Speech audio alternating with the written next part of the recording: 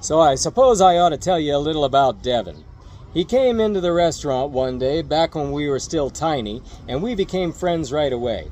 He's smart, but he doesn't beat you over the head with it like I know I do sometimes. He's really popular. Everyone loves him, maybe because of his enthusiasm. He at least seems like he really cares about what anyone's telling him. And if you read one of my other books, In Shining Armor, remember the bad guy, the Ukrainian? That's his dad. And if you don't remember, I'll give you a quick recap. He wasn't one of the cold, bloodthirsty Russians you hear about or see in movies with tattoos all over him, but one of the old-school rogues that'll throw everything he has at you, including his own children, before leaping upon you with fang and claw. No pity or mercy in his black heart. He left his village to seek his fortune in Europe and landed in Berlin in the 1930s. Berlin, of all places. He arrived and saw that these people calling themselves socialists were in power. So he looked for the pretty daughter of an SS officer and seduced her. Poor thing was so wrapped around his finger that she took him home and introduced him to Daddy. And he turned on his charm and won the guy over. So Herr Daddy saw that his little princess was going to marry Deven's father, and that's all there was to it. So he decided the young man would need a job and a future, but something out of harm's way. Certainly not the party. He gave Deven's father this bar they'd confiscated from the Jews and converted to an SS-only bar, and he took to that like a duck to water. Overnight success. Herr Daddy was pleased. The young man was making money, and the princess was happy, and they could all keep an eye on him and make sure he wasn't banging the barmaid. Only he was banging the barmaid after hours, and he was worried that some of his clients would walk by and glance in the window, so he started looking around for a better place to shag her, and he found the attic. The attic of love. And you know how it is in the midst of the act, flagrante delicto, between the foreplay and the actual throes of passion, when you're just glancing around the room and thinking of other things like how much gin you need to buy, how much vodka, when the gas bill needs paid. So he's looking around the attic and he notices a secret door. One would think it couldn't have been a very good secret if he saw it, but you haven't met this guy.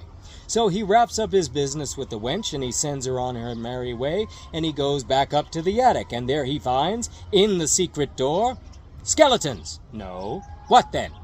Treasure. Keep in mind, Jews tend to have money.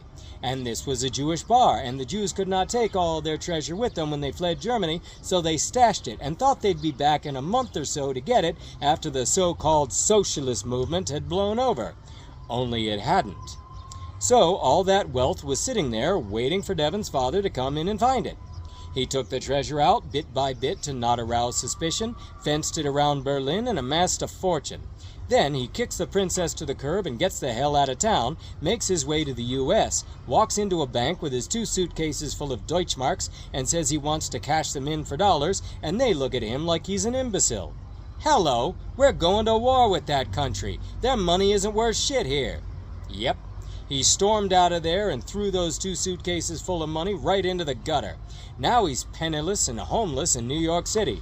And trust me, he didn't mope around the docks for long. He did what he had to do, first as a thief, scrimping and saving and doing little jobs for gangsters, and rose in the criminal underworld by virtue of his ruthlessness and complete lack of fear. He amassed fortunes and then he lost them, made them again and lost them again, and he sired many children that he didn't rear well into the twilight of his life. One of the 2 that he did rear was Deven, his last son. He was in his 70s when he had Deven, whom he molded in his likeness, a cold and calculating ruthless businessman and a hard-drinking womanizer, and the life of the party. The old man was proud of him and left him everything in his will. Estranged sons came out of the woodwork when the word got out the old man had finally died, and Deven had to fight off all these brothers he hadn't even known he'd had to keep the fortune. Then he went into construction and real estate. He wanted a beachfront apartment in California, so he built his own block of flats, kept the best one for himself, and rented out the others to make his money back. He had a taxi service, a candle factory, all kinds of stuff.